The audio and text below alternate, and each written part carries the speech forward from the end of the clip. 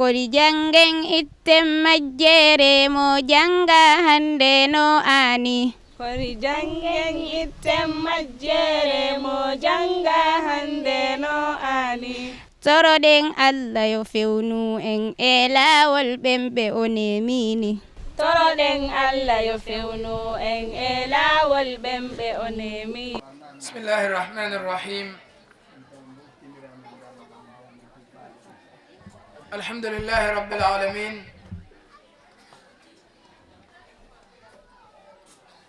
wassalatu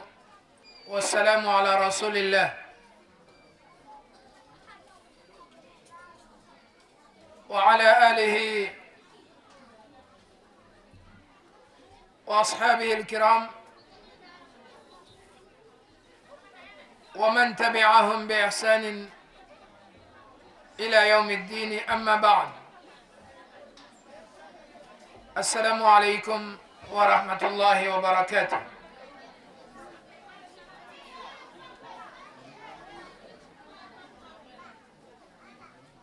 mbokk dañuy sant yàlla di julli ci yonent bi sallallahu alayhi wa sallam ak ci ay sahabaam ak ci képp koo xam ne jaar nga yoon wi fi yonent bi bàyyi sallallahu alayhi wa alihi wa sallam ba balaa ñuy dajeek borom bi jalla wa ala yal nañu yàlla yombalal bés boobu nga xam ne dinañ ci dajeek borom bi te doomi aadama yëpp su boobaa dinañ ko nangul ne yàlla rek mooy buur boo xam ne moom lañ war a jaamu ci dëgg waxtaan wi comme niñ ko xamee bala ñu ci dugg sa natawalla bi shukrina aljazil ala هذه الصدقة الجارية التي لا تزال وستظل تجري إلى قيام الساعة فنسأل الله عز وجل أن يتقبل ألا وهو الذي قام ببناء هذا المكان قام بهذا المشروع الكبير الجبارة ألا وهي شيرين محمد سعيد نسأل الله عز وجل أن يغفر لها وأن يرحمها وأن يدخلها في فسيح جناته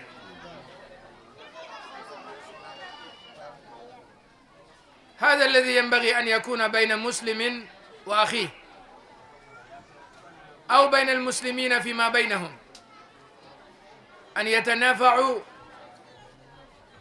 وأن يتكاتفوا وأن يكونوا على يد واحد لرفع راية الإسلام أينما كانوا في العالم بغض النظر عن ألوانهم وألسنتهم وغير ذلك من الأمور التي قدرها الله عز وجل وجمعها فيما بينهم وأعيد وأكرر نسأل الباري جل وعلا أن يغفر لهذه الكريمة الجليلة ألا وهي شيرين محمد سعيد فغفر الله لنا وله وعفى الله عنها وعنا جميعا mbokk yi gannaaw loolu dañuy delluwaat rek ci di wax ne waxtu bi dem na waaye duñu fàtte di nuyu suñu cheikh bi de Cheikh Mohammed Salih ba ak képp ku nga xam ne yaa ngi ci jotaay bi fii ñu ngi leen di nuyu di leen ñaanal yàlla subhanahu wa taala yàlla defal ñu jàmm defal leen ko ñu bokk ko àddina bokk ko àllaaxira ci minute yu néew yi rek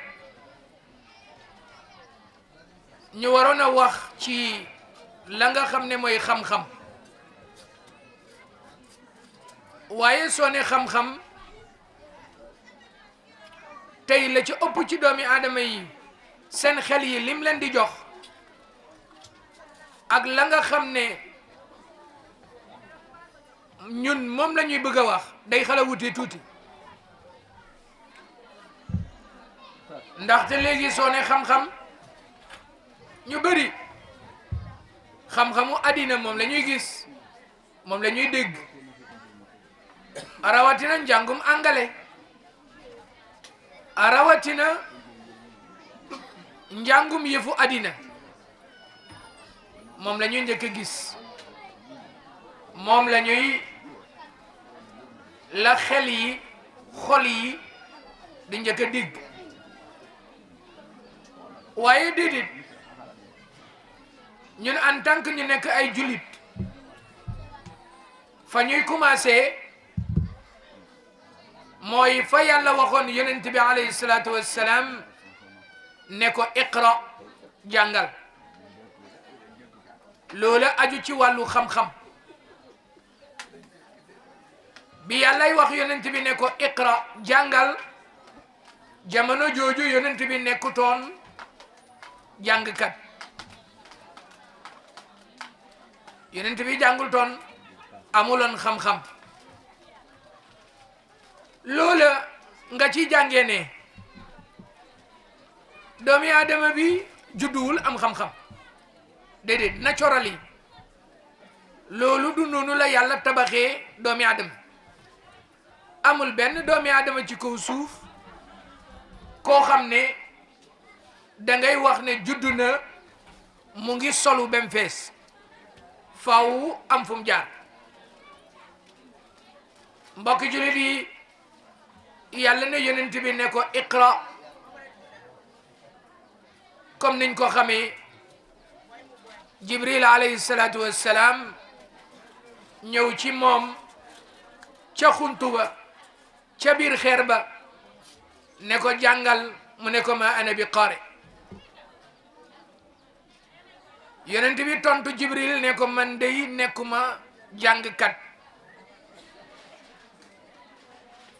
man xawma yëfi jàng ñetteel ba jibril ne ko iqra bismi rabbika alladi xalaq jàngal sa turu borom bi nga xam ne moom moo la bind yéen mbokk jullit yi ñu war a xam ne kon la ngay tuddee xam-xam ma nga njëkk a feeñ ci xam yàlla xam yàlla nag doonut loo xam ne doomi aadama bi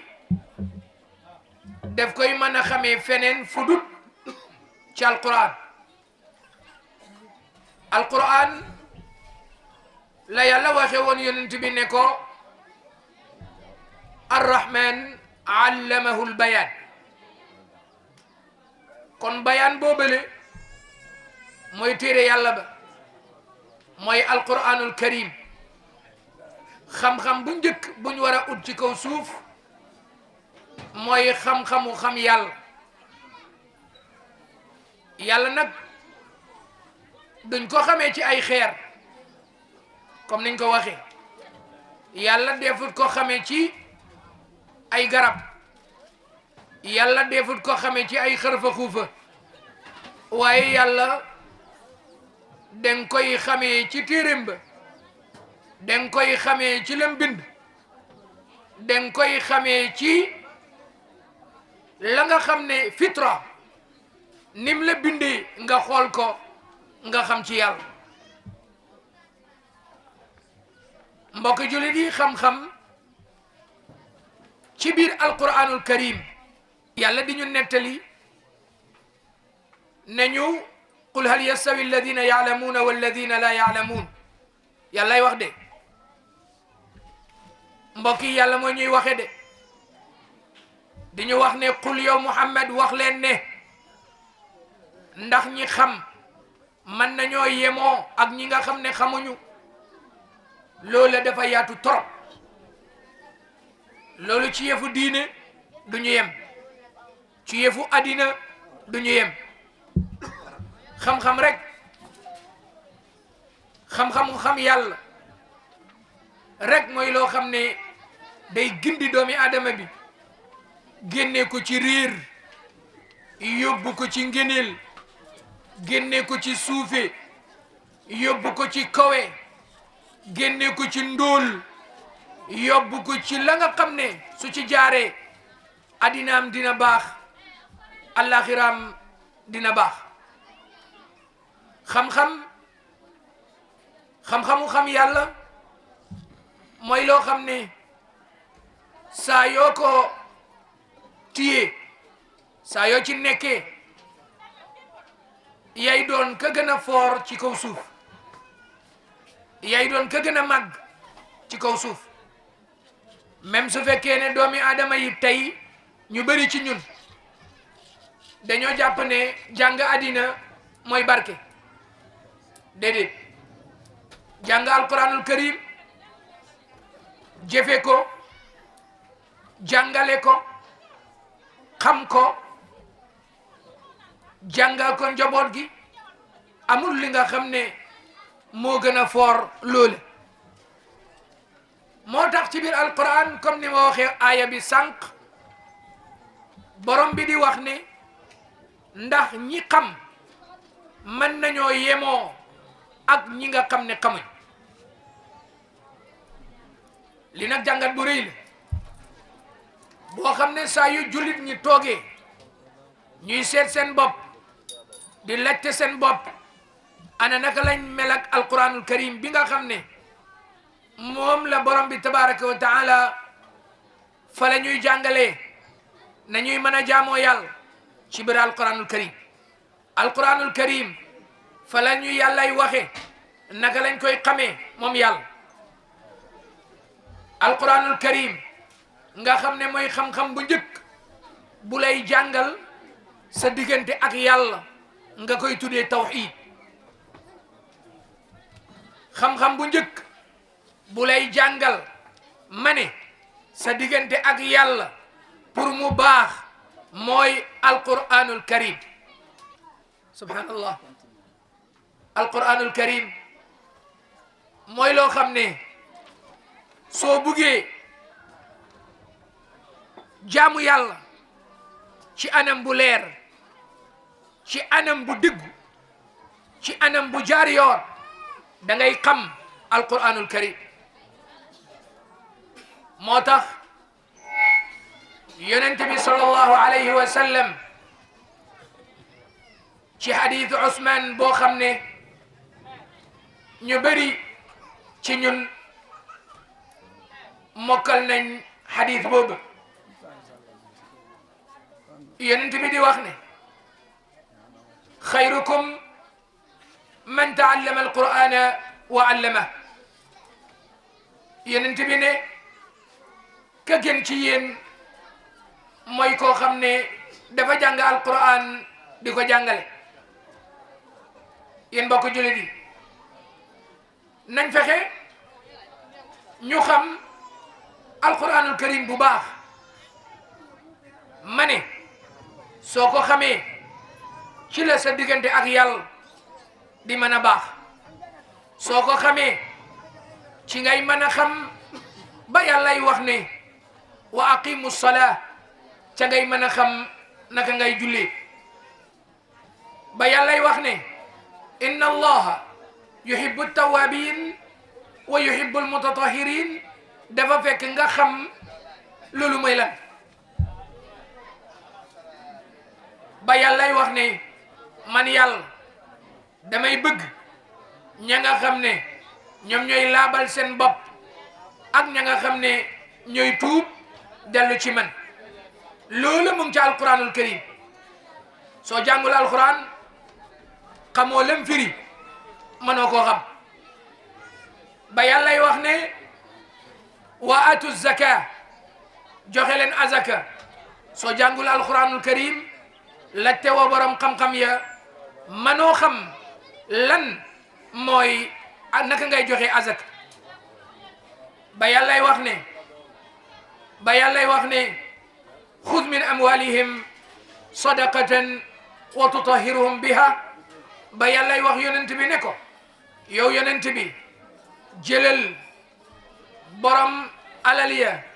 jëlal ci ñoom alal nga delloo ko ci seen fuqara ya ci ñi nga xam ne ñoo ñàkk lii soo xamut ne innama sadaqatu lil fuqara'i wal masakini wal amilin ba aya ba jeex soo xamulee alquran li yëpp mënoo koo xam mbokk julit soo amul alquranul karim mënoo xam bala yàllay waxe ne ya ayyuha alladina amanu déglul bu baax jento moƴƴa déglul bu baax bala yàllay wax ne ya ayyuha nnas inna xalaqnakum min dakarin wa untha wa jaalnakum shuuban wa qabaila li taarafu ba yàllay wax lii ci alquran soo xamulee alquran doo xam yow mi nekk julit yow mi nekk di dund lan mooy àq sa diggante ak morom koo xam ne julit lii yëpp alquran daf koy nettali kon xam-xam bu njëkk ci lañ war a njëkk jàng mooy téere yàlla ba mooy alquranul karim moo tax nañ delluwaat seetaat suñ bopp addina bi ñu nekk du sax ci kaw kenn loo fi dundu yonent bi alayhi salaatu wassalaam daf ñu waxoon ne amaru ummati ma bayna 60 ila 70 ne na samaw xeet seen dundu seenub at juróom benn fukki at jëme juróom ñaari fukki at mbokk yi fàttalekul nga nekk ab julit xam-xam bi nga waroon a jox gëdd jox ko àq njëkk koo xam jàngal ko say doom njëkk koo jàng yow ci sa bopp defoo ko nga xaabaabal ko nga jël sa doom boo xam ne yaa takk ndeyam indi ko ci biir kër ga nga dund ak moom am benn bés yàlla ci kawtéefam mu ne wa min ayatihi an xalaqa lakum min anfusikum azwajan yàlla def nga am soxna yàlla def kawtéefam mu ne wa jaala baynakum mawaddatan wa rahma yàlla def loolu sa diggante ak sa jabar ngeen am ay doom ba juddu nekk góor doom ba juddu nekk jigéen doom ba juddu yàlla jëlul benn cërëb mu dem ba mag am juróom benn at juróom ñaari at nga ne nonsense school ba maa ngi nii suma doom a ngi nii munaluma ko dara jëlal waxuma ne jàng angale dafa haram déedéet waaye suñu njëkkut a xam yàlla rek ñu jàmpa suñuy doom te loolu moo ëpp tey ci ñi nga xam ne ñoom la ñuy tuddee ay jullit nga am doom yàlla may la ko yàlla may la benn doom ñaari doom nga xool ka ca gën a neex xel nga ne ko yow demal jàngi angale you know dañoo calit rek waaye jàng angale mën na laa indil saaku maalo bi waaye dañoo fàtte ne fa yàlla fam ñu waxee woon ne والنخل باسقات لا طلع نضيد رزقا للعباد dañoo fàtte ne yàlla moom mooy wërsëgale nga jël sa doom yóbbu ko ñu koy jàngal angale mu ngi am 7 years because you think that that's the civilization. You think that you are not going to prosper, you are not going to make it, you are not going to gain money, you are not going to have money, you are not going to make it. You think that you not have good life in this life until and unless you take your child to the English school. I'm not saying it's bad, I'm not saying that, but what I'm saying is lam war a njëkk a dugal ci boppam bi mooy qaal Allah, yàlla ne moo tax bi ñu demee ba ñu caalit yàlla bàyyee ñu suñ bopp te képp ku yàlla bàyyee boppam da ngay torox. yal nañu yàlla bu ñu yàlla bàyyee suñu bopp. mbokk jullit yi, xam-xam sharia ma ne alquran moo ci njëkk. wax nañ ngëneel yu bëri, bokk na ci ngëneel bi gën a fis nga jàngal sa doom alquran nga dem yowmal qiyama. allahu akbar. dem yowmal qiyama nga xam ne ñun ñi fi nekk yëpp benn ci bési dinañ mës a wuyu ji yàlla, dinañ mës a dee. nga dem yowmal qiyama nit ñi yëpp daje, sa doom ñu tegal ko mbaxana wurus ngir alquran bam manoon, ngir alquran bam mokkaloon, ngir alquran bam jàngoon. waaye mbokk, remember that day, the day of judgment. No, sa doom du ñëw mu ne la ne papa, I want to read a poem, or I am coming to read this version. No, yawmal qiyam déedéet, loolu amu foofu. hankale kango te woto amu fa de déedéet. waaye ñun dañoo caali tey dem na ba nga xam ne sax ku jàng diine jàng alxuraan dañuy gis ne he's useless, she's useless, du dara. la hawla wala quwwata illa billah. gis nga soo ñëwoon fii de di làkk angale, nga ñëw toog fii di làkk angale yu saf-saf, nit ñi nii la ñuy def nii, dañ lay xuli seen bët yi. nga am fi xale bu ndaw mu ñëw toog di la wax waxub yàlla, nga koy dégg, sa xol bi di fees, nga koy dégg muy dugg sa xol bi, nga xam ne wax ji du waxu doomi aadama, nga xam ne wax ji du waxu malaaka, wax ji du waxu jinne, lii waxu albari Allah mi nga xam ne mu ngi ci kaw gàngu na yam ga, amul dara lu ko féete ko. waaye tey ñu caalit, nga jël sa doom bi gën a stupide nga ne ko Oustaz Korka janna nan oɗo andi kanko hakkil makko ɗen wela, ƴetta goɗɗo mo hakkille makko ɗen weli naɓanamo tubab andi kanko hakkille ɗen no weli habbo jangoya angale. La ilaha illallah. yehen tum ayi si laaɓoyani ɗo laaɓoyay to, sufi leerute dina leeri fele. da ngay wax ak doomi aadama yi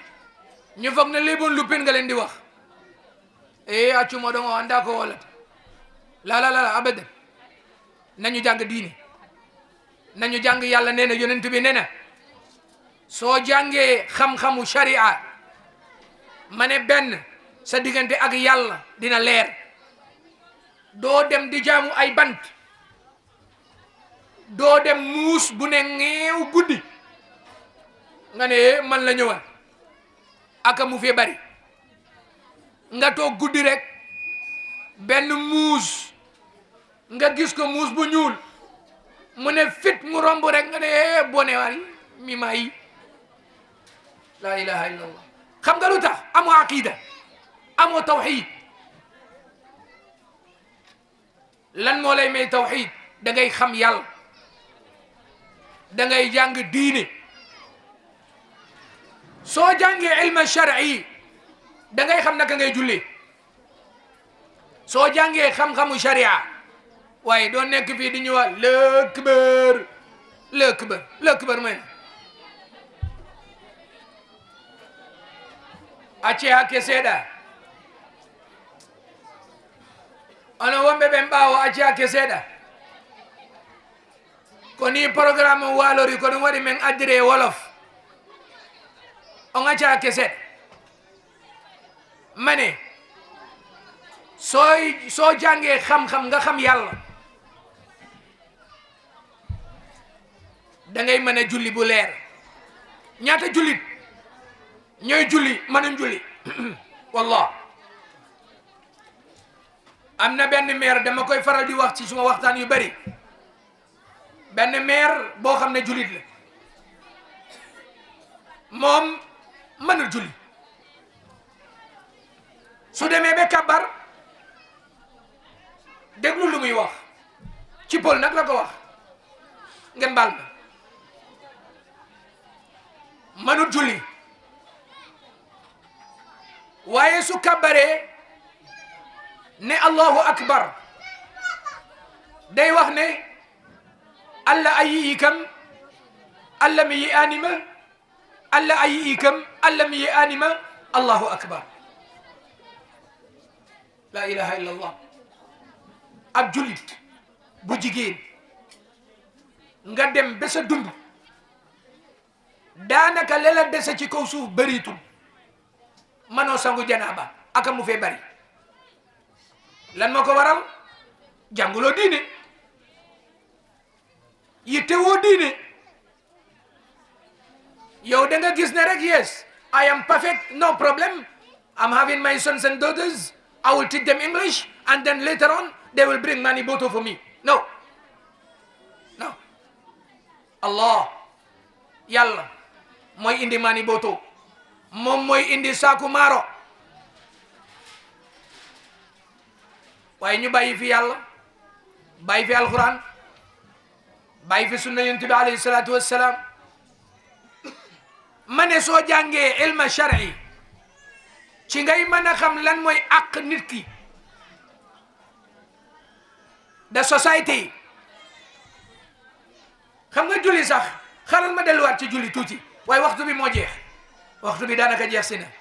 waaye xaral ma delluwaat ci julli tuuti nga gis si nit jàpp sa mënu ko ab jullit mënta jàpp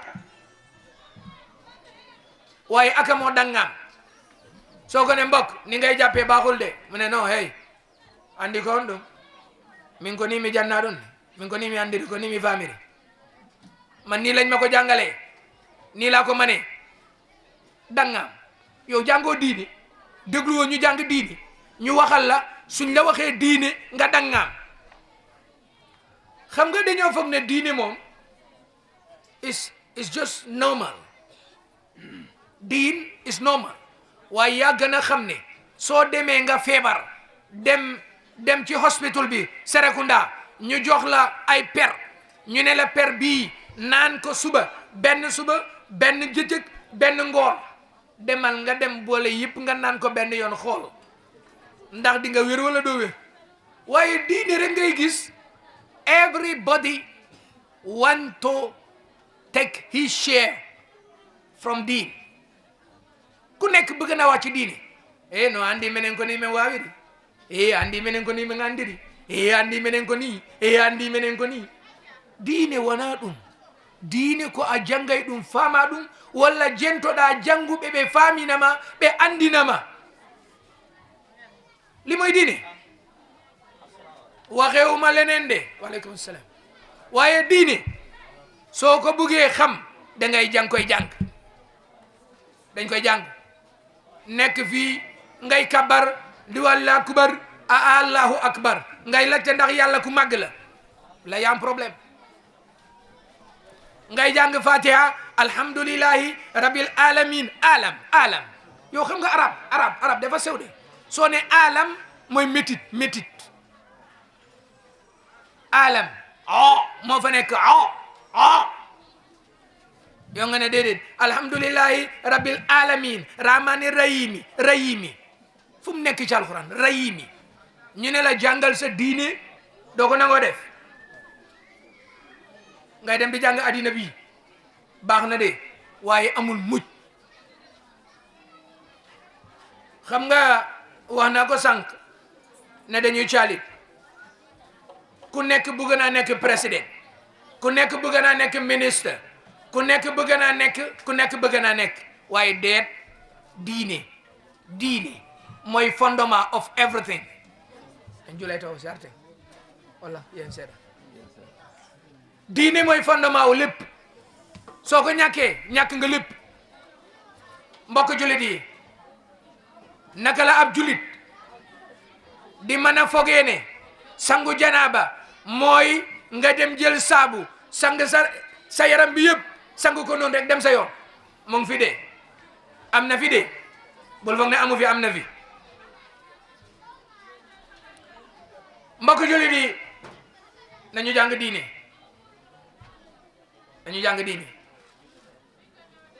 ilma shar'i dañ ko jàng.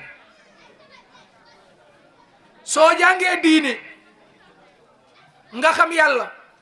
xam yonent bi sallallahu alayhi wa sallam nga xam naka ngay jullee soo xamee ni ngay julli def lay dimbale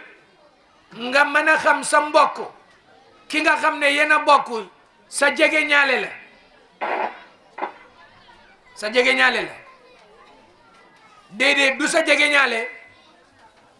waaye yéen a bokk toog sa dëkkandoor la di nga xam lan mooy àqam déglul bu baax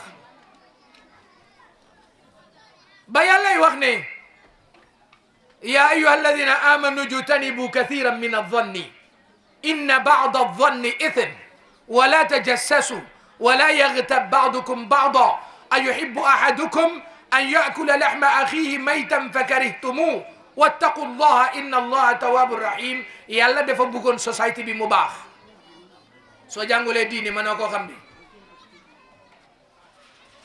if you are ignorant of your deen you will know it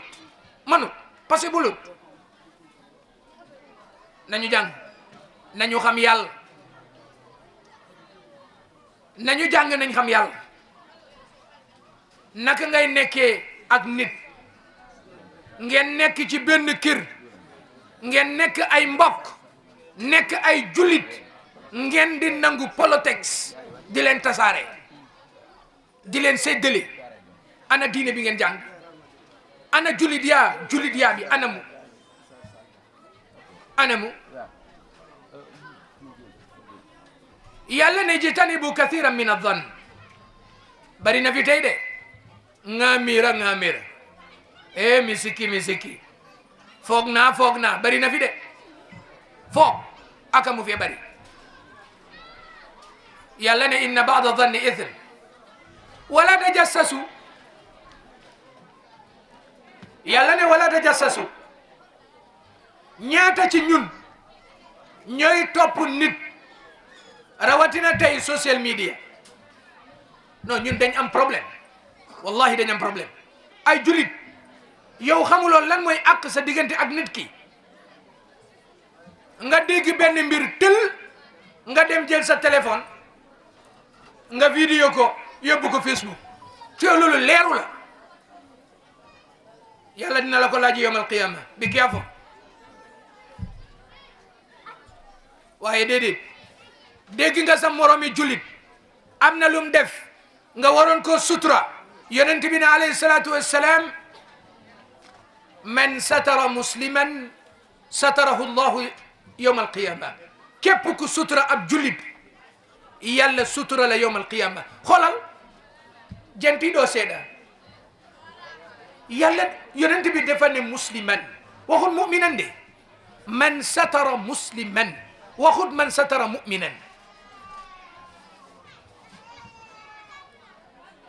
la ilaha illa allah yal nañu yàlla dégguloo suñ diine yonent bi ne sallallahu alayhi wa alihi wa sallam ne képp koo xam ne da nga sutura ab julit mën naa nekk sa kàccoor moom njaalokat la yal nañ ci yàlla musal yal na yàlla jéggal moom naankati sàngara la dafay def lu bon gis nga ko muy def lu bon sutura ko man satara musliman sutura ko lii yëpp alxuraan def la koy jàngal lii yëpp soo xamute yàlla mënoo koo xam waaye déedéet tey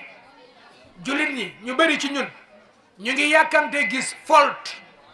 problème yi moromi jullitam mu dem tasaare ko ci àddina bi yëpp ana islam dañ kaa jàngut bismillah léegi dañuy julli suñ jullee ñu am ñëwaat ñu am benn 10 minutes insha allahu taala ñu dal di tàggatoo bi beneen yoon wasalaamu aleykum wa rahmatullahi wa barakatuh.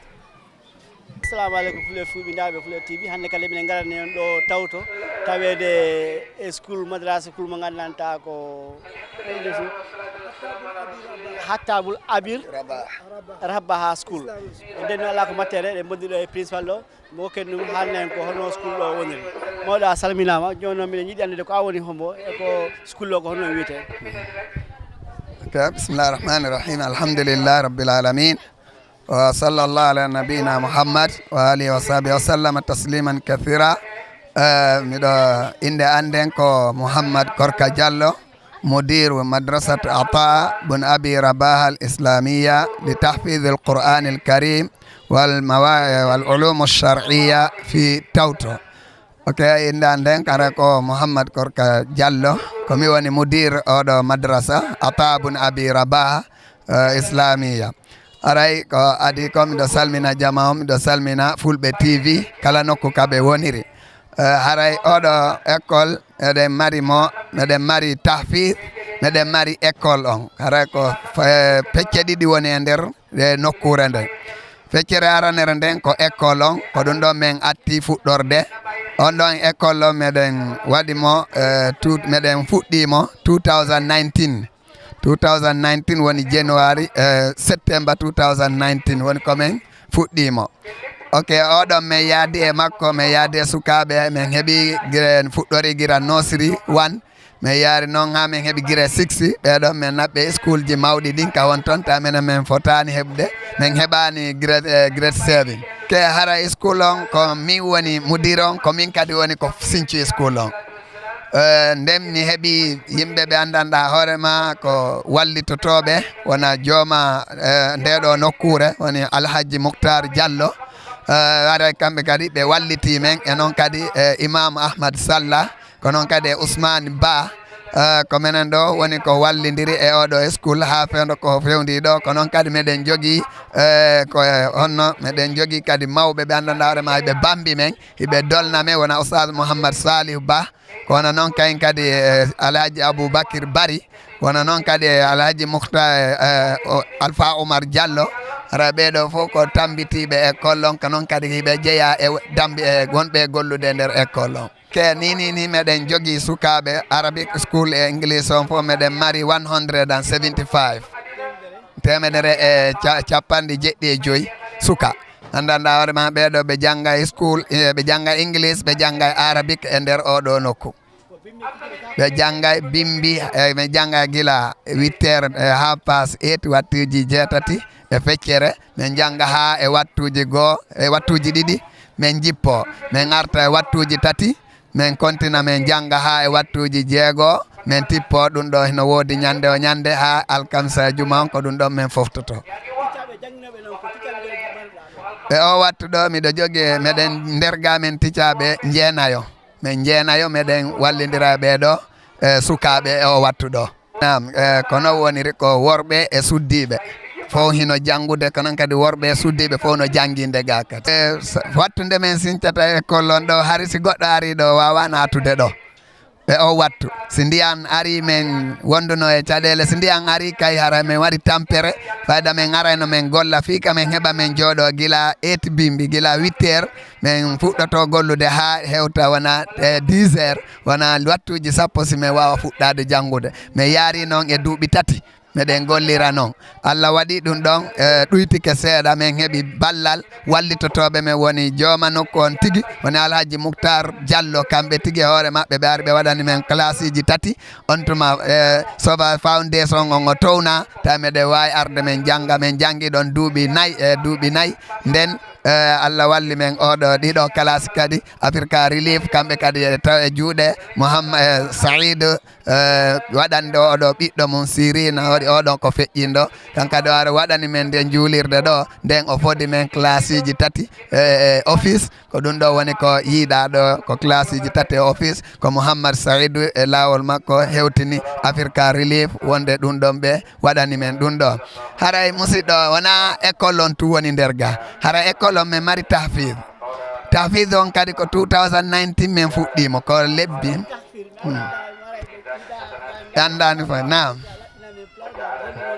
ok ko en tahfiz ko suka on ko ga o wonata gila so ƴettama ka maɓɓe ɓe addana men mo ga mi wonda e makko ga ha ñande o gayni Qur'an deftere nden fof mayre o hunjonde ka hoore makko tawa mo wawi janngude deftere nden gila ka fuɗɗi ha nde lanna hara o darali nde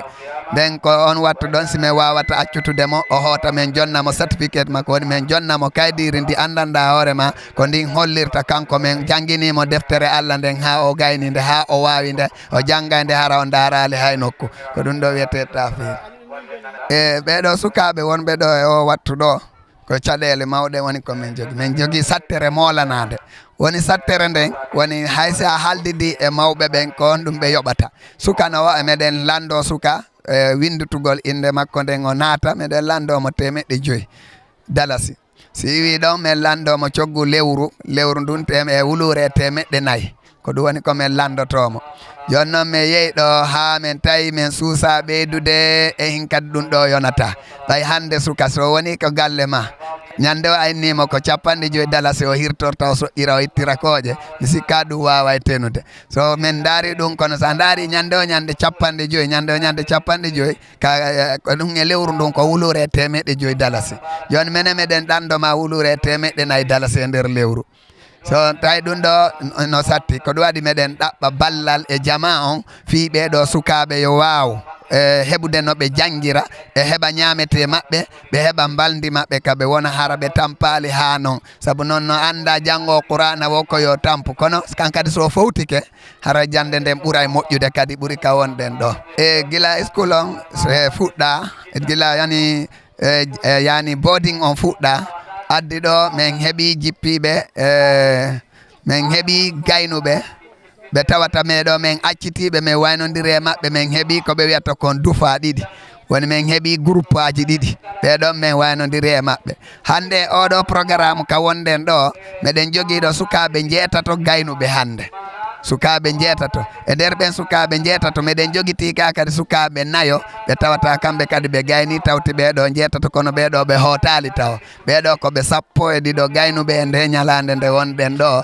ndu lewru ndu wonɗen ɗo lewru sabbordu suumaye aray ɓeɗo min wonda e maɓɓe ha suumaye gasa min daara honno min waɗirta programme goɗɗo go ɓurɗo oɗo mo yiɗa ɗo hara ɗum kadi ko teddugal mum meɗen invité on kadi yomin yiɗi kadi yon tawide e muɗum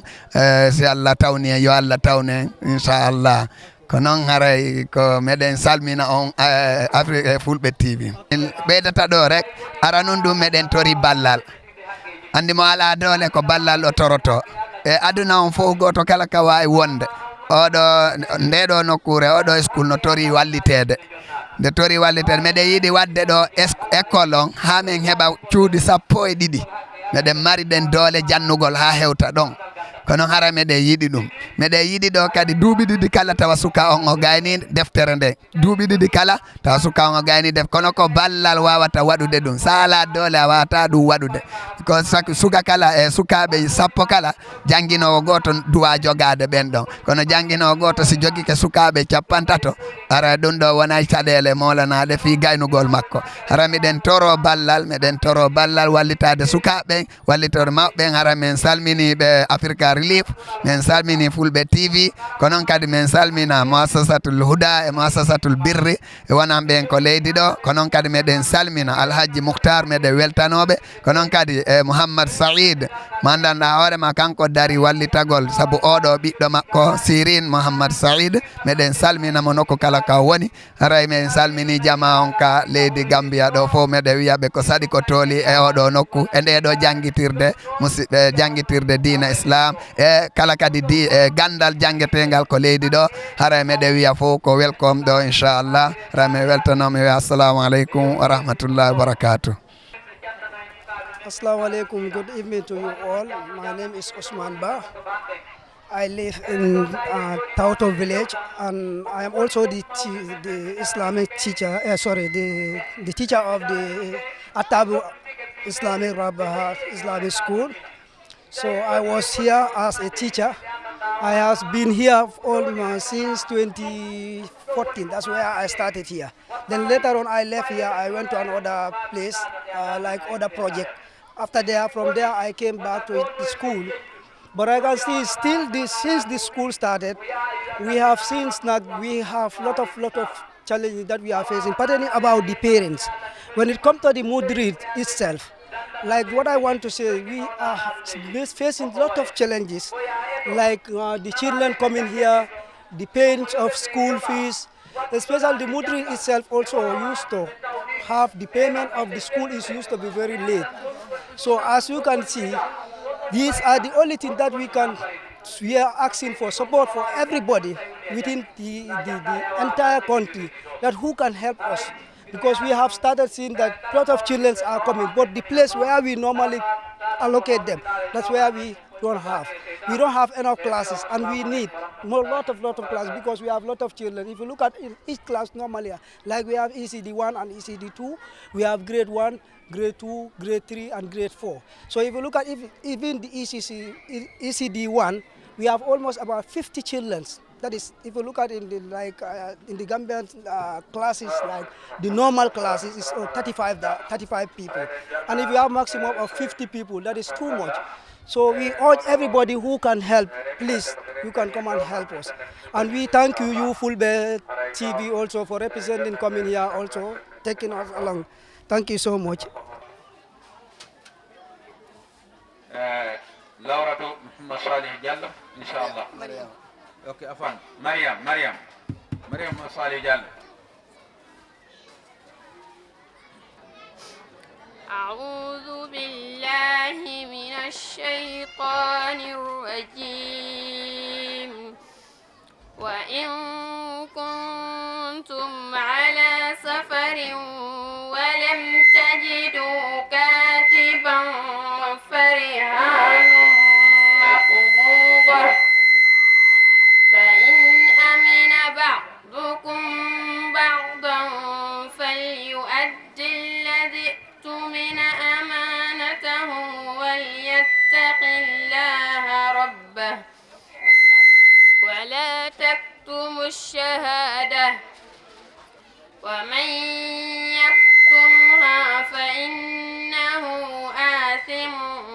قلبه والله بما تعملون عليم لله ما في السماوات وما في الأرض وإن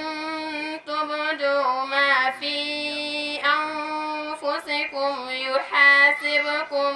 به الله فيغفر لمن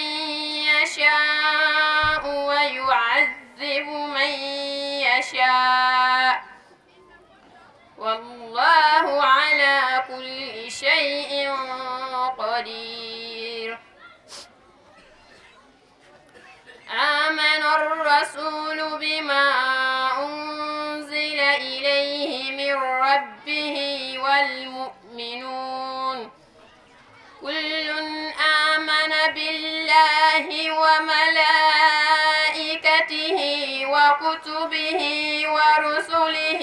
لا نفرق بين أحد من رسله وقالوا سمعنا وأطعنا غفرانك ربنا وإليك المصير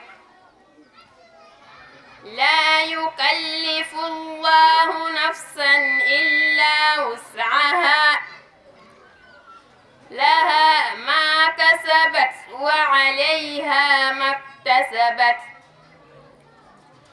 ربنا لا تؤاخذنا إن نسينا أو أخطأنا ربنا ولا تحمل علينا عصرا كما حملته على الذين من قبلنا ربنا ولا تحملنا ما لا طاقة لنا به واعف عنا واغفر لنا وارحمنا أنت مولانا فانصرنا على القوم الكافرين بالله من الشيطان الرجيم وإن كنتم على سفر ولم تجدوا كاتبا فرهان مقبوضة فإن أمن بعضكم بعضا فليؤدي الذي اؤتمن أمانته وليتق الله ربه ولا تكتموا الشهادة ومن يكتمها فإنه آثم قلبه والله بما تعملون عليم لله ما في السماوات وما في الأرض وإن تبدوا ما في أنفسكم أو تخفوه يحاسبكم به الله فيغفر لمن يشاء ويعذب من يشاء والله على كل شيء قدير آمن الرسول بما أنزل إليه من ربه والمؤمنون كل آمن بالله وملائكته وكتبه ورسله لا نفرق بين أحد من رسله وقالوا سمعنا وأطعنا غفرانك ربنا وإليك المصير لا يكلف الله نفسا إلا وسعها لها ما كسبت وعليها ما اكتسبت ربنا لا تؤاخذنا إن نسينا أو أخطأنا ربنا ولا تحمل علينا إصرا كما حملته على الذين من قبلنا ربنا ولا تحملنا ما لا طاقة لنا به واعف عنا واغفر لنا وارحمنا أنت مولانا فانصرنا على القوم الكافرين أعوذ بالله من الشيطان الرجيم وإن كنتم على سفر ولم تجدوا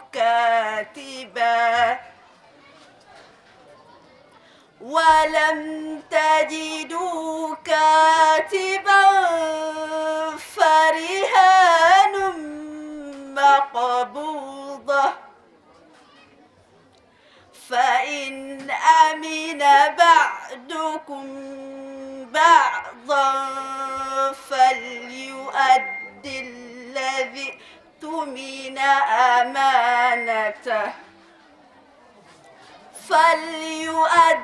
الذي اؤتمن أمانته وليتق الله ربه ولا تكتموا الشهادة ومن يكتمها فإنه آثم قلبه والله بما تعملون عليم لله ما في السماوات وما في الأرض وإن تبدوا ما في أنفسكم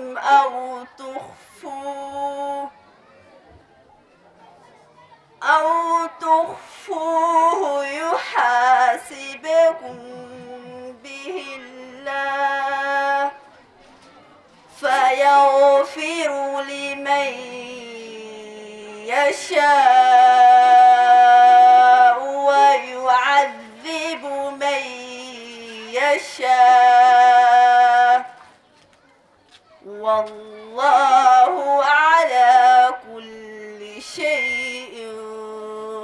قدير وإن كنتم على سفر ولم تجدوا كاتبا فرهان مقبوضة فإن أمن بعضكم بعضا فليؤدي الذي اؤتمن أمانته وليتق الله ربه ولا تكتموا الشهادة ومن يكتمها فإنه آثم قلبه والله بما تعملون عليم لله ما في السماوات وما في الأرض وإن تبدوا ما في أنفسكم أو تخفوه يحاسبكم به الله فيغفر لمن يشاء ويعذب من يشاء والله على كل شيء قدير آمن الرسول بما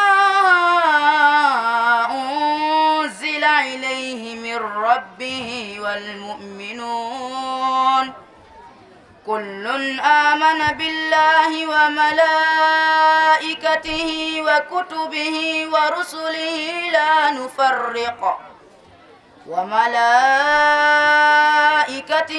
وكتبه ورسله لا نفرق بين أحد من رسله ولو شئنا لآتينا كل نفس هداها ولكن حق القول مني لأملأن جهنم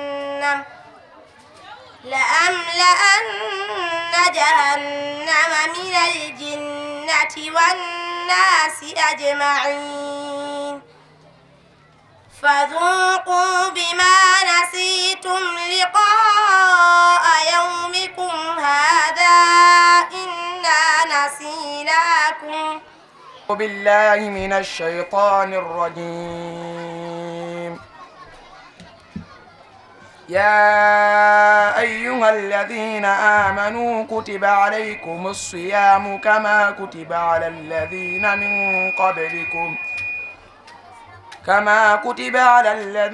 من قبلكم لعلكم تتقون أياما معدودات فمن كان منكم مريضا أو على سفر فعدة من أيام أخر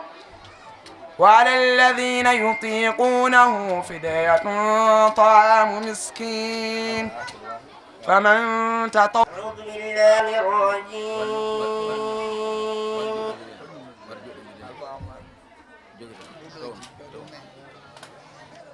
بسم الله الرحمن الرحيم.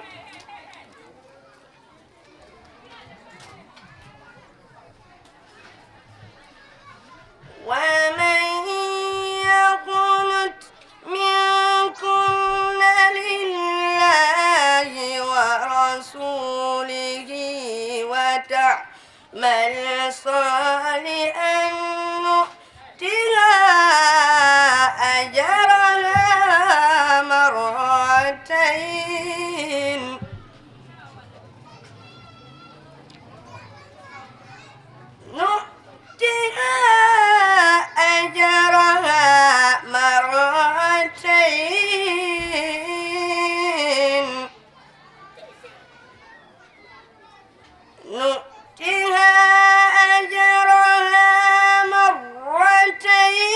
وأعتدنا لها رزقا كريما.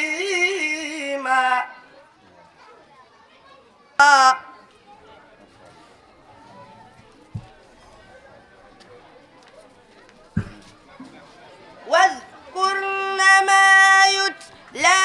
في بيوتكن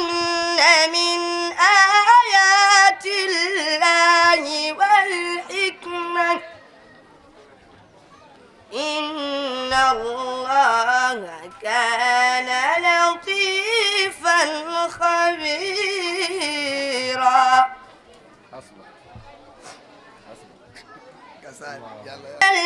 المسلمين والمسلمات والمؤمنين والمؤمنات والقانتين والقانتات والصادقين والصادقات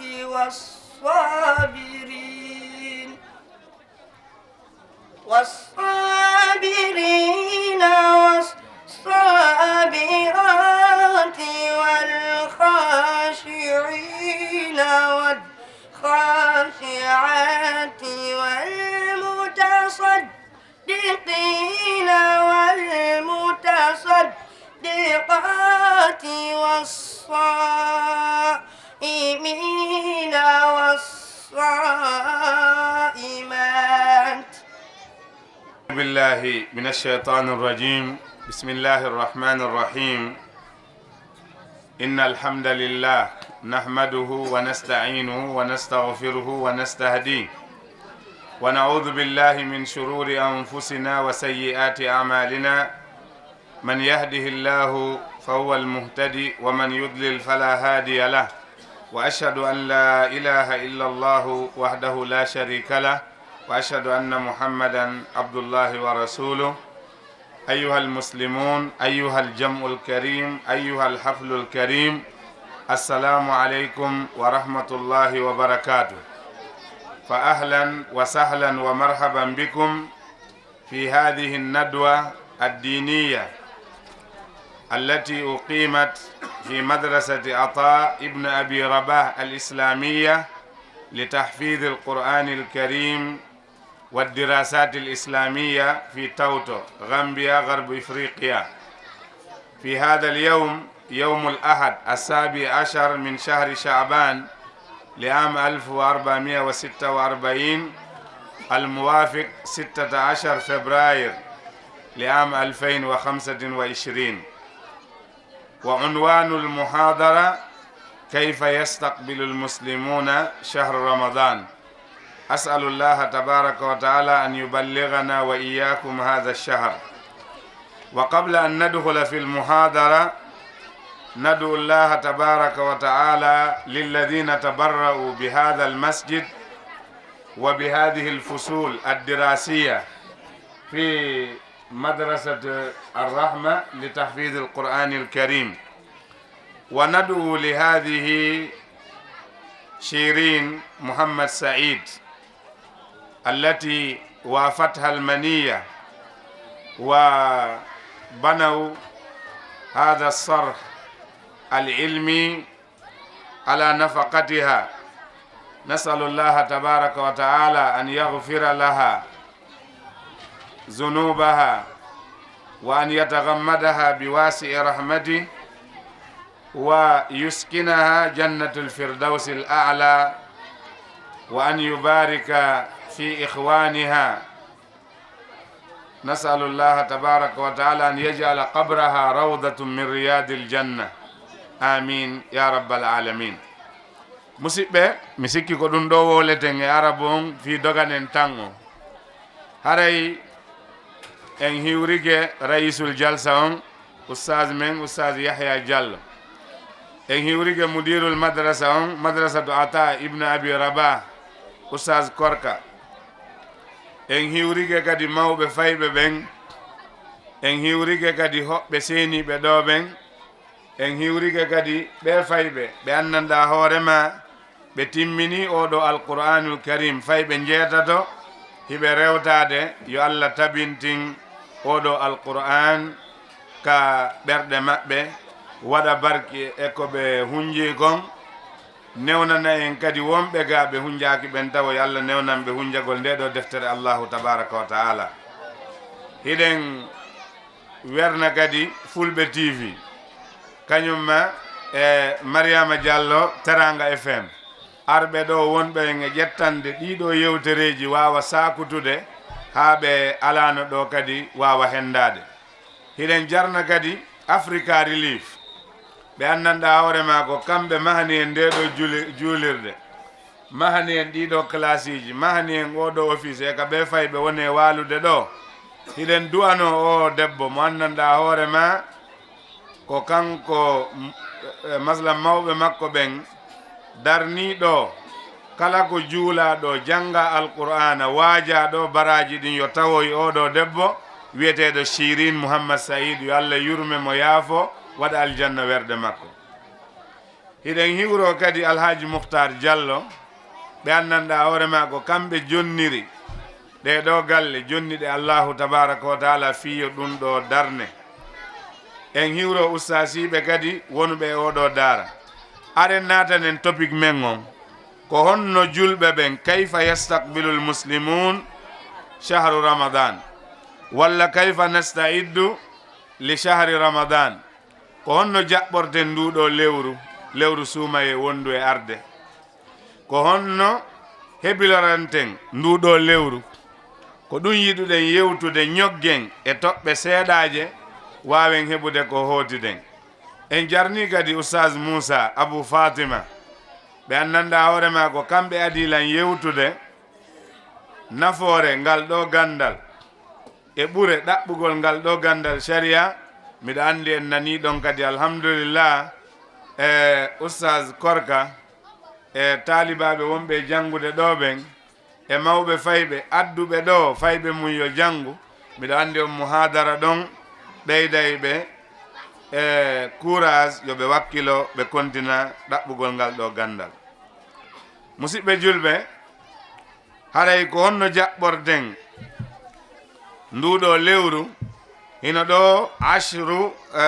khatawatin lil istidad li shahri ramadan. hino ɗo taɓande stepji 10 no gasa ɓuroyadi ɗi reweten e mum fi jaɓɓagol nduɗo lewru. aranun ɗum at-tawbatu sadiqa, ko tuububuye laaɓuɗo laɓɓinanen Allahu tabaraka wa taala no gasa non a wolay tum fi tuububuye woɓɓe wiya kamɓe dey ɓe bonna tawa noon nelaaɗo sallllahu alayhi wa sallam hiɓe wiyayno astahfirullah astahfirullah e hoore ɓe bonna e jonde ko fanɗi woosi ɓe jooɗi ke ɗo yo ɓe immo hiɓe limanteno no astahfirullah laabi 90 walla laabi 100 ko ɗum waɗi no jeeya e askaru sabah wal masa astahfirullah al azima wa atubu iley bimbi laabi 100 kiikiiɗe kadi laabi 100 si ɓuri ɗon sa kanko ala adadu happaɗo no hebbinirɗamo o moƴƴere heewi kama ko ɗum woni tuububuye ka raɓɓinndingol ko accugol bone si tawiɗa wadde ɓay ko julɓe ɓen fof wonɗen e yewtude no woodi wonɓe fiimude cigarette yo ɓe accu na wigol ko ñande ndu wigo accu gila joni ɗum no jeeya e ko jaɓɓorte hiɗa ñamayno riba accu hiɗa ko wiyete woppugol Allah ɗa heɗotono musique accu jaɓɓoren nduɗo lewru tuububuye nisa bone mo wonnoɗa e wadde on acca yaafodiren yarlodiren siɗen toñidirno moƴƴintinen yarlodiren yaafodiren siɗa jogani yimɓe ɓen jonnitaɓe ɗo e nduɗo lewru arde haɓunoɓe ɓen yoɓe moƴƴintin saabu jaɓɓagol nduɗo lewru samna ndu lewru ndu wonɗen ɗo lewru chaban sabbordu suumaye ɗo jemma 15 mayru on allahu subhanahu wa taala no ƴellito tagore makko nen fof o yaafano fof ha heddo ɗiɗo ara noon ko shirkanowo allahu tabaraka wa taala ɗiɗaɓo on yimɓe ɗiɗo taƴodirɓe allah wiyay acce ɓen ɗon ha tuma ɓe moƴƴintini wo away hino ɗen ɗo kala anduɗo no woodi kanko e ɗimmojo makko julɗo ɓe ala e innidirde ete moƴƴintinon ɗo e nduɗo lewru hewtude ɗimmum ɗum no jeeya e ko jaɓɓorde nduɗo lewru addu'a toragol allahu tabaraka wa taala ɗo e raɓɓuɗude komo allah tawni wo wawata tawede hay si wiyama ko janngo woni suumaye no woodi ɓe tawetake no woodi ɓe tawetaken ko ɗum waɗi haray en waɗay du'a toroɗen allah allahumma ballighna ramadan allahumma ballighna ramadan yo allah yottin en nduɗo lewru korka wondu e arde wiyen amin sabnati salafu salih moƴƴunoɓe yawtunoɓe hiɓe torotono allah lebbi 6 yo allah tawnuɓe lewru suumaye sindu ari ɓe tinno ɓe wakkilo jemma e ñalorma e dewe allahu tabaraka wa taala sindu feƴƴi ɓe toro kadi lebbi 5 yo allah jaɓanɓe ko ɓe horuno kon ko waɗi noon hiɓe andi innama yataqabbalu llahu min almuttaqin allah ko jaɓanta dewal mum ko huluɓe mo ɓen yo allah waɗu en e huluɓe allahu tabaraka wa taala awa haray du'a on allahumma ballighna ramadan on yiɓeɗa lebbi 6 hiɓe torade enen kadi ɗe balɗe heddiɗe ɗo no jeeya e ko jaɓɓorden ndu waɗugol du'a yo allah enen wonɓe ɗo ɓen fof eɓe ala ɗo ɓen fof yo allah subahana taala tawnu en nduɗo lewru amin ya rabbal alamin hino jeeya e ko jaɓɓorden nduɗo lewru alfarah bi qurbi bulughi shahri ramadan ko ɗo noon woni weltoren fi arugol nduɗo lewru suumaye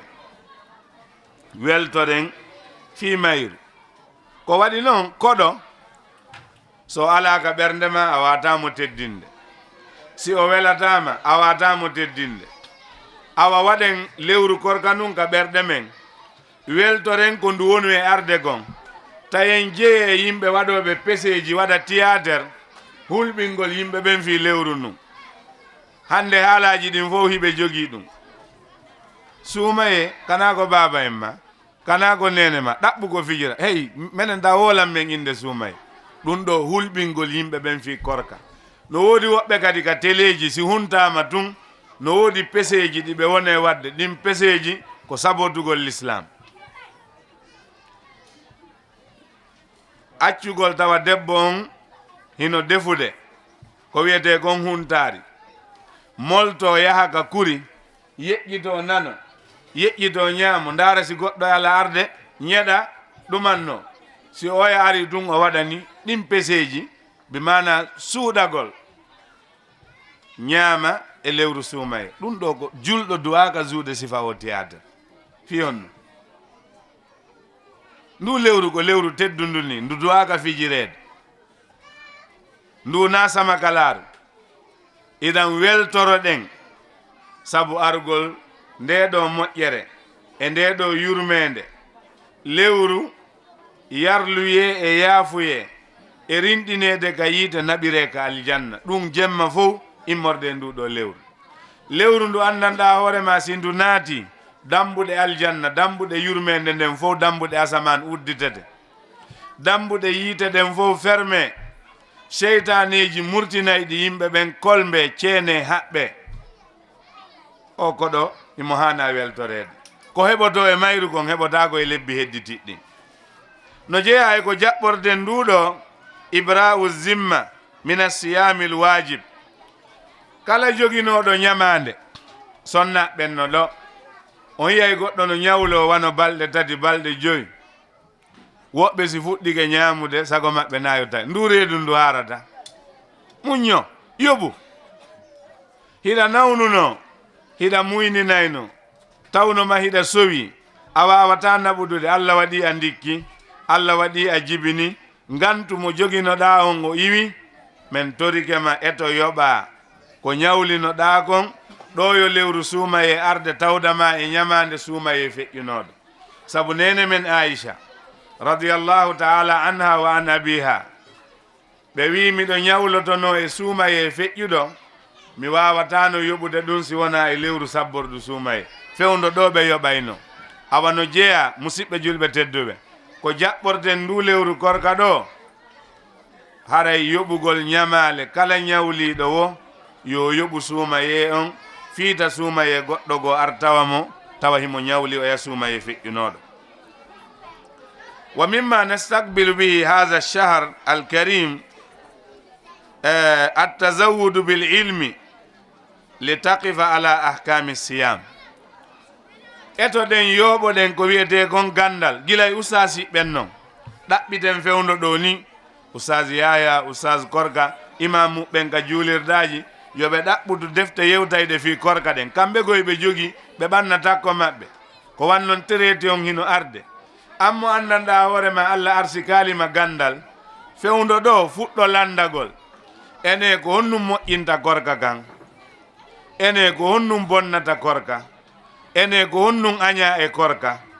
ene ko honnum sellinta korka ene ko honnum yiɗa e korka janggen ɗum ɗo landoɗen anden ɗo yo en natande lewru ndu usas yahya en no ɗo usas korka en ko ɓuri hewde gon lande ɗen fuɗɗike wo ñande go suumaye yimɓe kadi ɓe landike fi hajju o ñande ɓe taƴi ticket ɓe wi ɓe fokkiti makka ene ko honnum sellinta korka ene ko honnum yiɗa e korka janggen ɗum ɗo landoɗen anden ɗo yo en natande lewru ndu usas yahya en no ɗo usas korka en ko ɓuri hewde kon lande ɗen fuɗɗike wo ñande go suumaye yimɓe kadi ɓe landike fi hajju o ñande ɓe taƴi ticket ɓe wi ɓe fokkiti makka fulɓe ɓen no wi na ñande guriwal bare nete la turabbal kilabu yawma sayf hay newɗa cuynuɗa ndu wawata nangoy ko ɗum waɗi balje ɗen e probléme ji ɗin no heewiri en ka balɗe sappo arani kala imamujo no andi ɗum téléphone ji ɗin toujours e usan yaya hari miɗo ɗumannono e waɗiri ni wattiri julɗo a helli faaɗo a anda ko honnum moƴƴinta korka ma a anda ko honnum bonnata korka ma en duwanoma feƴƴude ɗon hara ko julɓe naatuɓe wano masalan hellifaɓe kesum ɓen walla naatuɓe l'islam kesum ɓen ko ɓen duwa landade lande goɗɗe goo haray ka raɓɓinɗingol etoɗen yooɓore ɗen gandal fi kaɗo korka etoɗen landoɗen hande e langue ji ɗin fof e français yani ni anglais e pular e mandinka e balanto kiriol germany dutch fof fi affaire korka sa naati defte mum no woodi waajetoɓe mum no woodi e pulaar heɗi to ɗin fewno ɗo ɗin bayanaji lil bayt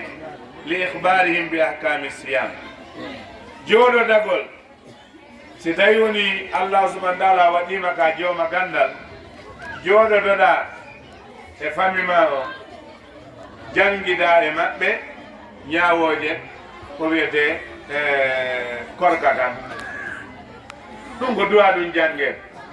misal ina wondi e jiwɓe ɓe fuɗɗaki yiwde tawa farilla ene o jiwo si suuma e darike yeyi ha heɓi balɗe 10 walla balɗe 5 o yii farilla ñalorma suuma e wonno duwa warrude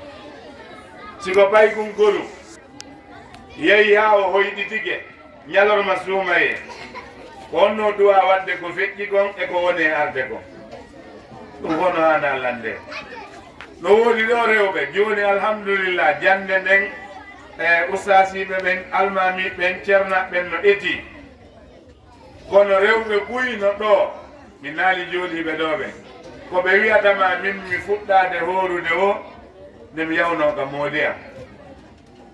ene horugol e jombegol ɗum no jogodiri ka l'islam ene ɗo ustas no jogodiri usta ha jogodira lande rewɓe fulɓe fuutaɓe mawɓe fulɓe fuutaɓe hiɗon ɗon andi ɗum min mi fuɗɗade horude o fewno mi jomba mi yeey ka moodi am ene jombegol e horugol ɗum no yiidi yiida wona nene goto wona baba goto yiida hay ka nene wona ka nene men Hawa wona ka bam men Adam kono enen nden jogidiri ɗum ko si mi jombama mi fuɗɗo horude awa teddungal e mo gonon sonnaɓe si a andi a hellifanoma ka mon aɗa a jombede ala e juulude ala e horude manditoɗa ñande jomboyɗa nden fewdo hellifaɗa nin ɗin lebbi ɗi waɗɗa ka baba en ma e ka nene maɗa duwadi yoppude an jooɗiɗo ɗo e kala nanɗo nde yewtere ko ɗum jomiraɓe gande ɓe waɗi fatwa par ce que yowodira kono noon kadi yani en anda feññinanoɓe en ɗe ñawoje jiwo on si o hellifama ñalorma suuma e pay ɗum jiwum ko haray onno o ñaamay walla o yaray o du'aka jogitade ko hedditi e ñallal ngal kon waɗɗakimo kadi yoɓugol ko feƴƴi kon kono noon si o laaɓi ɗon haray ɓay ɗum o hellifama e nder suuma e ko woni yeeso ɗon kon fo waray mo hani horude on faami suka gorko on kadi wona noon koyo yaw o looto longal mo duwa andude longal lootorte ɗo e ɗum ɗon hewtude e si tawi woni ɗon feƴƴi gila janngo mum haray koyo horu ko feƴƴi kon o yoɓata ɗum ɗo fof no duwa andede ka nder galleji ɓayɗen wondi e paykoy koye hellifaka taw woɓɓe no wawa hellifede ka suuma e ɗo hiɗen wondi e jiwɓe ɓe hellifaka taw hiɓe wawa hellifede e nder oɗo suuma e hiɗan ɗeɗo ñaworeji hiɗen duwaɗe andude hino woni sonnaɓe yani fiqhul mar'a ha walla yani al mar'atu wa siyam debbo e korka ɓe jogii ñawoje ɗe anndanɗa hoorema ino hertaniɓe misal mi ɓucca seeɗa ɗum debbo on ino yiwno farilla e ko o waaloto jemma hari o laaɓa kono o laaɓa aɗo subaka on kono o wawani lootade ene himo wawi horude himo wawi horude kono si weeti bimbi subaka on o looto longal ngal o juula subaka on o kontina kono noon koyo anniyo ɗo yo subaka gonga yankeje on naatude masalan yani fajiru sadi ɗum rewɓe ɓen no duwa ɗum andinede debbo wonɗo e horude himo wawi horude ha alansara juule waktuji 6 ko seeɗa ni heddi hadi nangue muda ƴiƴam farilla makko ɗan fokkita kadan wonton ɗan waɗa kut kono ɗan hewtani kadan duwa hewtude ɗo yaafo ɗon seeɗa ko wona ɗon ha hunte ɗum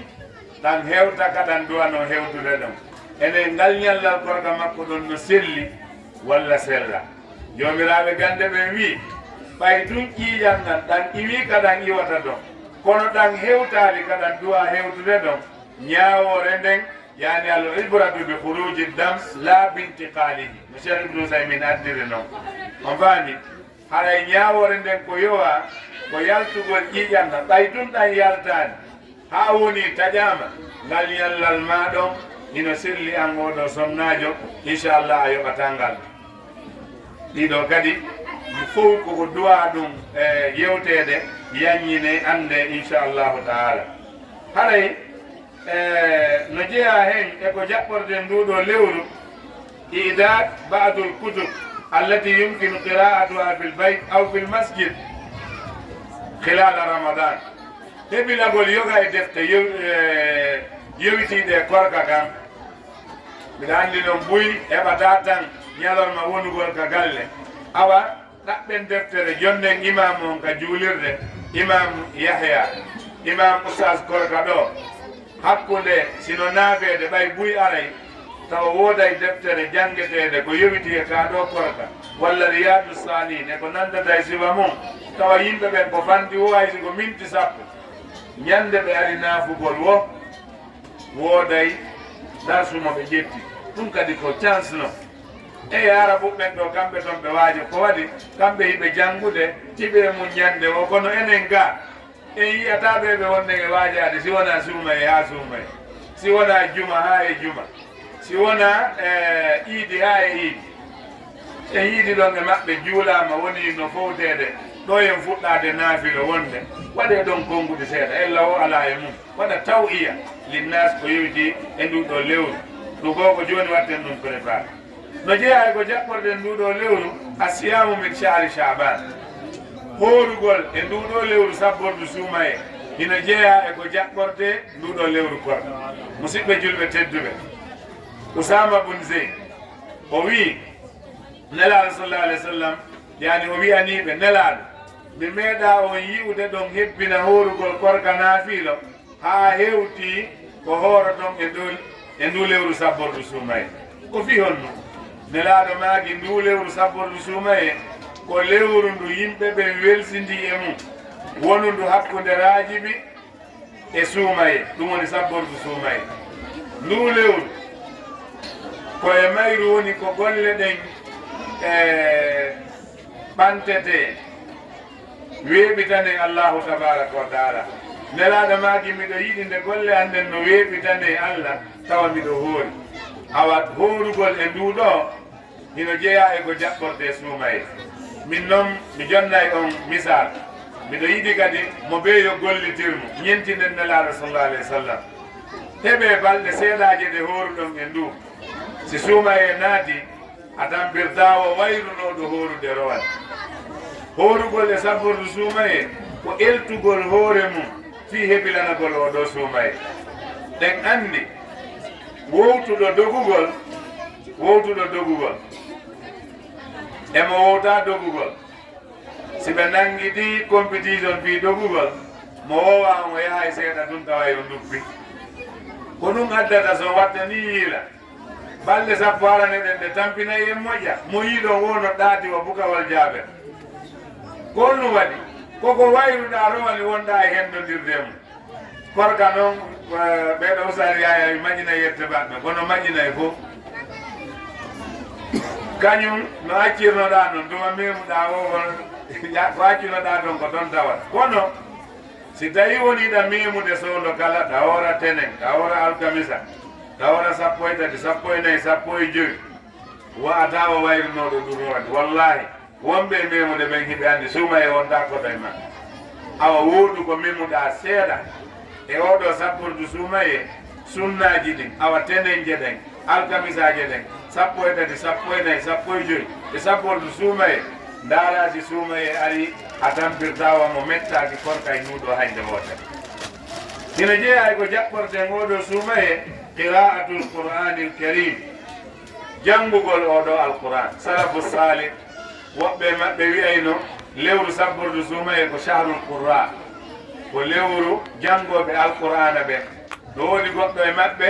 so jogino bitigi o fermaynomo o accitano janngugol alqur'an hebbingol naafilo e nduɗo lewru hebbingol janngol alqur'ana e nduɗo lewru hebbina ko jantagol inde Allah e nduɗo lewru no jeeya e ko nduɗo jaɓɓorde kadi waɗana hoorema imal li nafsika jadwalan fi ramadan waɗan hoorema time table waɗan hoorema idan waɗan hoorema time table ko honnum e honnum waɗata e nduɗo lewru suumaye ɗum anndi enen no jeeya e ko ɓuri en tampinde e watta programme ɓe mukkoto dum e mum kono si a waɗiɗo programme wono ni misal mi wolana e wono masjidul nabawi madina ka juulirde nelaɗo e masjidul haram ka suudu kaaba ndu won ton fewdo ɗo ni koko mi andi ɗum nonon e wolande onon ɓe yahali ɓen kadi uddite télé fewdo ɗo saffeji ɗin ka nder juulirde fof ƴettanoma masalan ɗo ni ngol saffewol ɗo masalan yani ngal ɗo tugalal ɗa ha e ngal ɗo tugalal ko min weƴƴitata ɗo huntina yimɓe ɓen e suuma en fof ɗum windanoma inde on tigi no ɗon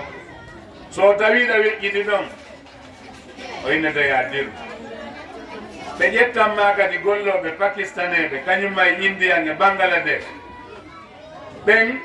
haɗa yiɓe ka yaasito ka boowal a gara e oto ma on tun ɓe anda ko argol juulugol masalan futuro o ɓe salminama ɓe toroma ɓe jeejama ɓe wiya men toligema men jeejima yani ar huntoɗoɗa e amen ɗo ka suframe wallahi lami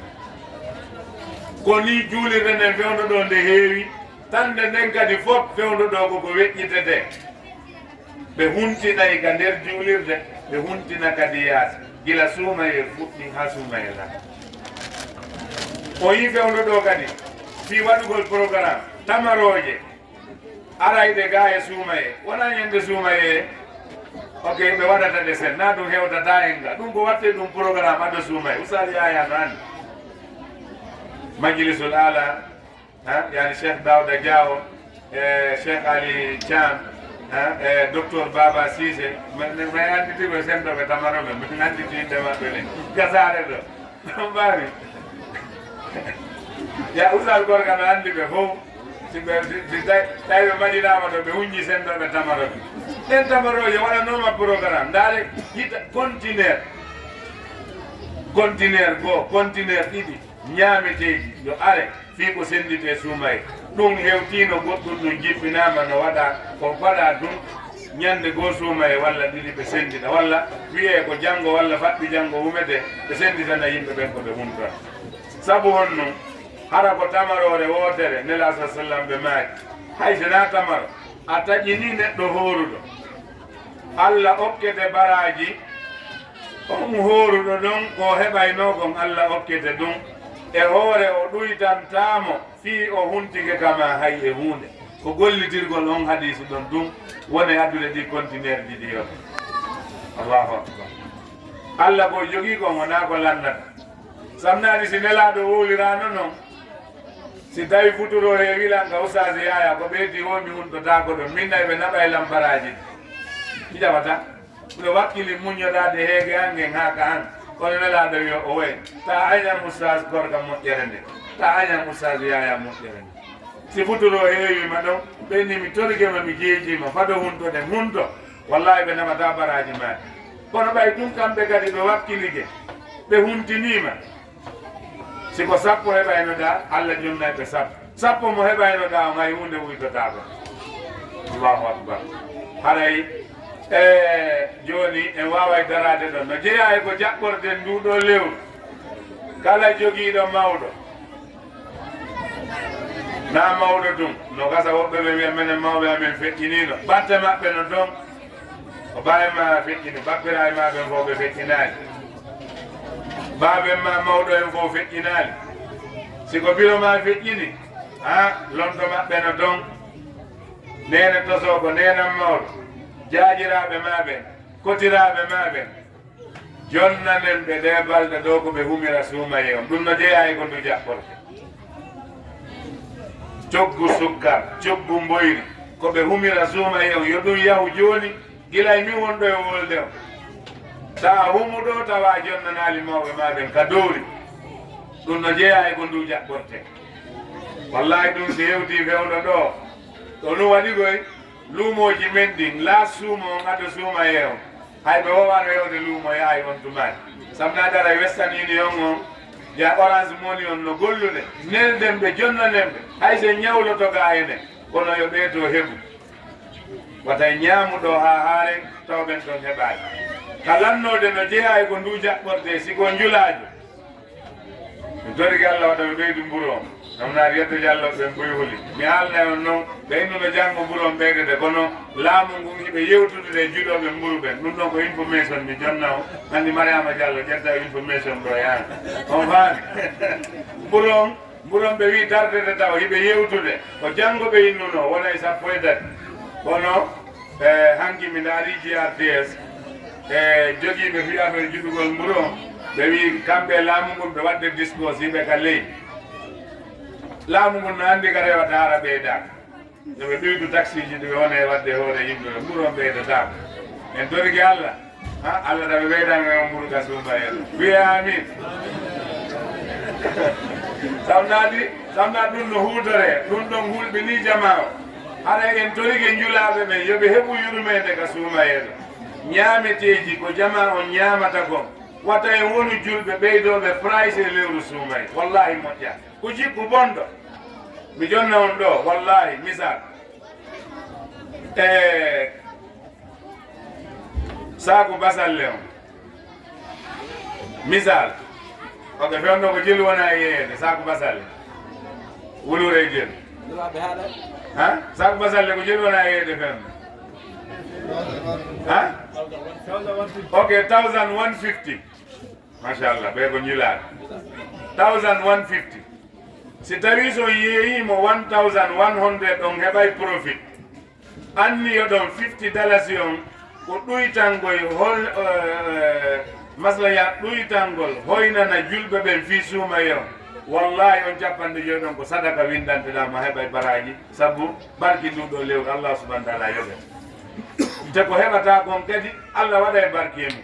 tawi ɓeydu sukkar ɓeyden nebban ɓeyden maaro ɓeyden juut kala ko annduɗa basalle pompiteer ko julɓe ɓen haton jinta e suumaye ɓeyden ɗum Gambia ɗo tawa ɓeydaki ka iwata to min naaligoye njulaɓe tosokoɓe ɓen ko ɓen mawɓe addoɓe ɓen ɓayno sodirɗa noon ko noon yeyitirta na an jooma bitigi um tosokum mone wolani import export wonɓe addude ɓen ɓe yurme jama on ɓeydaki to ko ɗum waɗi suumayo lanɗa e ɗum yoɓɓe jippina julɗo ɓeydo price e suumaye si suumaye lanni jippina an a jaɓɓorali nduɗo lewru e yurmede kañum e teddugal haray musidɓe julɓe ko jaɓɓorde e lewru suumaye kon no heewi kono waktu on ɗeɗɗi en haray meɗen yaafino e mo muradu moƴƴiru min jarni on kadi e maslange notagol nduɗo noddandu en tori Allah subhanahu wa ta'ala ya nafiren ko yewta ɗo kon waɗana en barki e ɓeɗo fayɓe e nawrana en oɗo daara kadi yeeso newnana ɓeɗo fayɓe Allah subhanahu wa ta'ala ya tabintina ko ɓe hunji kon e yani yafano en fatiru ɓen dikkina nawnuɓe ɓen e haray miɗo wawi hattude ɗo wa akhiru da'wana alhamdulillah ok yaafo ɗon no jeeya e ko ndu jaɓɓorte laas iwtirgol ɓaawo Supreme Islamic Council woodi woɓɓe menen ɗo radio horintamen menen télé horintamen si radio wiɗo ɓawi ma mayi a pitu pitino ɗo wullaɗo hooloɗa men ka si radio o wi nene ma mayi a piti pitinno ɗo rukurukunnoɗa ɗo fof fiyonnusi men inni lewru ndu yiyama wiya hoorata acce yonodiren acce heɓe mawɓe ya ayuha alladina amanu atiu llaha wa atiu rasula no jeeya e ko ndu jaɓɓorde laas wondema Supreme Islamic Council ko ɓen woni mawɓe men ɓen ka diina heɗitoɗen ɓe ka radio e ka télé si ɓe wi en hooriden en fof si ɓe wi en taƴi den en fof hino selli bakkaɗo ay fusalat on andi ɓe innayno lewru ndu yiidatako nawi saboru suma e on e juma woni goo e aduna on fof na wiya no wawata wonde paña ñayi ndu yiya aduna on fof yiiɗi goo Gambia goo Saudi wiya no wawata wonde mi torike Allah subhanahu wa taala ɓay himo wawi no o waɗiri ni ndu woni goo e nder aduna on fof yo waɗirangen noon suuma e on kadi si woni royali noon noon haɗa iwtiren ɓaawo yeesoɓe diina ɓen e nder Gambia ɗon ta wonu e nder Gambia ɗo humoɗa yaasi mi anda ndu lewru ɓawe ma jeeyandu ɓaɓe ngan jeeyandu goni nelaɓe jeeyandu lewru goni ndu lewru ko lewru Allahu tabaraka wa taala ndaare julɗo ndaaro lewru ha yiyandu nodda wiya oke awa menen nde min yi oke lewru ndon nde yiyama ga ha oke kono onon ton ko honno wi ɗon haɗa ko honde humo ton ka ɗum ala ena menen nde suudu kaariɗo menen ko faɓɓi janggo ha menen nde ka amen kono masla yani ɓe humani menen ko faɓɓi janggo ɓe huma ɗum ko diina noon ɗum on jeeyandu en jeeyandu ko lewru Allah subhanahu ɗum wona diina wallahi sa ñaami a ñaami suumay ɗamari bakkat ɗum no hakkunde men en ala e wolde suudu hay wotul ko yiyoɓe ndu ndu wiya feeña Gambia ɗo ndu wiye on tigi nodda ka maɓɓe to ka humi ton Gambia ga ɗen ndu yiyama ceerno en ko on ɗum wi ɗon oye ta wonu dammol humetengol kadi sa yi lewru landoɗa fi goɗɗo ko lewru Allah ceerno ma jeeyandu ceerno an jeeyandu horen sabu Allah taƴen sabu Allah wa sallallahu ala nabina Muhammad wa ala alihi wa sahbihi assalamu aleykum wa rahmatullahi wa barakatuh yaafon kodi jangen itten majjere mo janga hande no ani kodi jangen itten majjere mo janga hande no ani toroɗen Allah yo fewnu en e laawol ɓemɓe o nemini toroɗen Allah yo fewnu en e laawol ɓemɓe o nemini